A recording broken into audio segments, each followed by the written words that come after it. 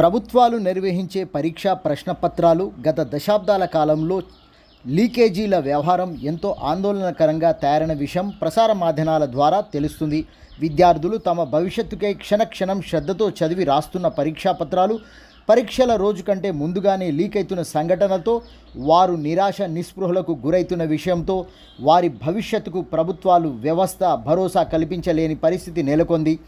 తెలంగాణ రాష్ట్రంలో ప్రశ్నపత్రాల లీకేజీ వ్యవహారం మరపురాని చరిత్రగా మిగిలిపోయింది. ఎందరో నిరుద్యోగ విద్యార్థులు ఆత్మహత్యలకు పాల్పడిన విషయం విదితమే. ప్రభుత్వ నిబంధనలు, రూల్సు, పగడబందీ నిర్వహణ, జాగ్రత్తలు, ఎవరికి వారికి కోడ్లు ఇలా ఎంతో హై లెవెల్ భద్రతతో నిర్వహిస్తున్నా ఎక్కడో ఓ దగ్గర దొరుకుతున్న లూప్ కారణంగా దేశం, రాష్ట్రం, యంత్రాంగం అప్రతిష్ట పాలవుతున్నాయి.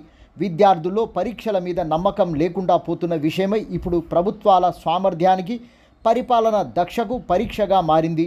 ప్రభుత్వాలు నిర్వహించే పరీక్షలు జేఈఈ, ఎంసెట్, జీఆర్ఈ, ఎన్ఈఈ, జాతీయ స్థాయిలో, రాష్ట్ర స్థాయిలో ఉన్నటువంటి టీఎస్పీఎస్సీ, యూపీఎస్సీ నిర్వహించే పరీక్షలంటే అనుమానాలకు తావిస్తుందని విద్యార్థులు, నిరుద్యోగులు అంటున్నారు. భారత ప్రభుత్వం నీట్ పరీక్షా పత్రాలు లీక్ అయిందనే అంశాన్ని సీరియస్గా తీసుకున్నందునని తెలుస్తుంది. ఒకే పరీక్షా కేంద్రం, ఒకే పరీక్షా హాల్ నుండి టాప్ ర్యాంకులు రావడంతో ప్రజల్లో అనుమానాలు వ్యక్తమైనందున ప్రతిపక్ష పార్టీలు తీవ్ర ఆందోళన వ్యక్తం చేయడంతో ఇస్రో మాజీ చీఫ్ కె రాధాకృష్ణ నేతృత్వంలో 7 సభ్యులతో కూడిన ప్రవేశ పరీక్షల్లో సంస్కరణలకు ఉన్నత స్థాయి కమిటీని నియమించింది. అదేవిధంగా ఎన్డీఏ పనితీరుపైన అధ్యయనం చేయనున్న ఈ కమిటీ 2 నెలల్లో కేంద్రానికి పూర్తిగా నివేదిక అందివనున్నట్లుగా వార్తల ద్వారా తెలుస్తుంది. ఇప్పటికే తెలంగాణ రాష్ట్రంలో